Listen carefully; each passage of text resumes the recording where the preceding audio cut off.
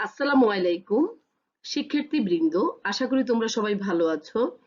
নন major প্রথম বর্ষ প্রাণীবিজ্ঞান 1 এবং ডিগ্রি প্রথম বর্ষ প্রথম পত্রের শিক্ষার্থীবৃন্দ, তোমাদের সাথে আলোচনা করছিলাম ইউগ্লেনা নিয়ে।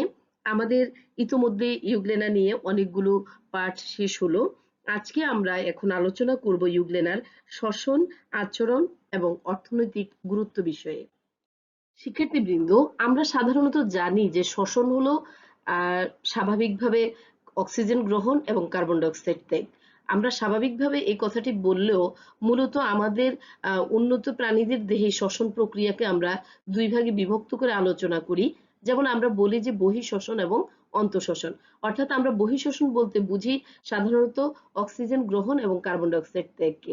আর অন্তঃশ্বসন বলতে আমরা বুঝি যখন আমাদের দেহে সঞ্চিত খাদ্য শক্তি বা স্থিতিশক্তিকে অক্সিজেনের জারণের ফলে আমাদের এখানে যখন শক্তি এবং গতিশক্তি এবং তাপশক্তি উৎপন্ন হয়, তখন কোষে সংঘটিত এই প্রক্রিয়াটিকে আমরা বলি হচ্ছে অন্তঃশ্বসন।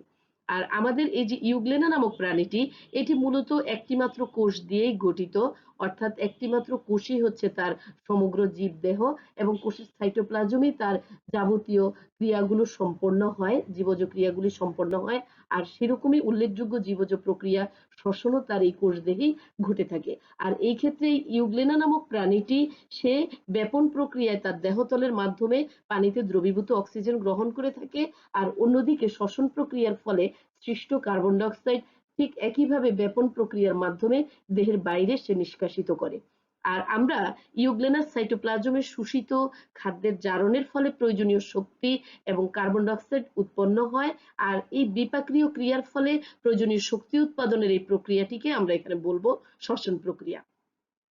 তবে অনেকে বলেন যে সালোক সংশ্লেষণে কার্বন ডাই অক্সাইড প্রবেশ এবং অক্সিজেনের উৎপত্তি শ্বসনজনিত ব্যাপনকে অনেক সময় ব্যাহত করে। সাধারণত যে সমস্ত ইউগ্লেনা অন্ধকারে থাকে তাদের ক্ষেত্রে এই প্রক্রিয়াটি সম্পন্ন হয়। তবে আলোকের উপস্থিতিতে, যেখানে হলো গিয়ে তোমার সালোক সংশ্লেষণ ঘটে না, যেখানে আলোক থাকে না, সেই ক্ষেত্রে এই শ্বসন প্রক্রিয়াটি উপরে উল্লেখিত প্রক্রিয়াগুলো সম্পন্ন হয়ে থাকে।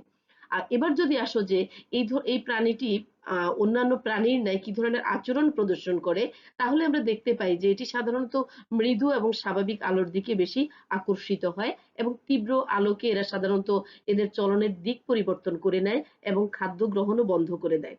আর অন্ধকার পরিবেশে এদের কোষীয় ক্লোরোফিল সাধারণত বিলুপ্ত হয়ে যায়, এবং চলনের সময় এরা রাসায়নিক পদার্থ ও শক্ত বস্তুকে সাধারণত এড়িয়ে চলে, এবং প্রতিকূল পরিবেশে এরা সিস্ট তৈরি করে তোমার হলো গিয়ে আত্মরক্ষা করে থাকে। আবার যখন অনুকূল পরিবেশ আসে, তখন সিস্টের প্রাচীর ভেঙে এরা আবার নিজের আত্মপ্রকাশ করে থাকে। এই তো গেল তাদের হলো গিয়ে তোমার আচরণের দিক। আর অন্যদিকে অর্থনৈতিক ভাবেও এই প্রাণীটি আমাদের কাছে বেশ গুরুত্বপূর্ণ, কারণ এটি স্বাদু পানির ফাইটোপ্লাঙ্কটন হিসেবে জলজ বাস্তুতন্ত্রে গুরুত্বপূর্ণ ভূমিকা পালন করে। তোমরা জানো যে আমাদের জলজ বাস্তুতন্ত্রে আমরা জানি যে উৎপাদক, খাদক, বিয়োজক এই উপাদানগুলো নিয়েই বাস্তুতন্ত্র গঠিত। আর সেই বাস্তুতন্ত্রের প্রধান উৎপাদকের যে ভূমিকা, সেই উৎপাদকের ভূমিকা আমরা সাধারণত দুই ধরনের জীব পেয়ে থাকি। একটি হচ্ছে ফাইটোপ্লাঙ্কটন, আরেকটি হচ্ছে জুপ্লাঙ্কটন। অর্থাৎ প্লাঙ্কটন বলতে আমরা বুঝি যে বাস্তুতন্ত্রের ভাসমান ছোট ছোট ক্ষুদ্র ক্ষুদ্র জীব, যেগুলোকে তার চাইতে একটু বড় উন্নত জীবগুলো সাধারণত খেয়ে থাকে। তো এই ক্ষেত্রে ফাইটোপ্লাঙ্কটন বলতে আমরা এখানে বুঝি যে প্লাঙ্কটন, যেটা অনেকটা উদ্ভিজ্জ প্লাঙ্কটন, সেরকম ভূমিকায় সে এখানে পালন করে থাকে। আর এই উৎপাদক হিসেবে প্রাথমিক খাদক দলের খাদ্য বা শক্তির উৎস হিসেবে এটি কাজ করার পাশাপাশি আসলে আমরা একটা জীবের যাবতীয় জৈবিক কার্যাবলী জেনে জীব জগৎ সম্পর্কে জানার যে বিষয়টি থাকে, এর জন্যই শিক্ষাগত গুরুত্বের দিক বিবেচনা করে এটিকে আমরা পাঠ্যসূচিতেও অন্তর্ভুক্ত করে থাকি। শিক্ষার্থীবৃন্দ, আজকে এই পর্যন্তই। আমরা পরবর্তী ক্লাসে প্রাণীটির চলন, রেচন এবং প্রজনন নিয়ে আলোচনা করব। সবাই ভালো থাকো, স্বাস্থ্যবিধি মেনে চলো। আল্লাহ হাফেজ।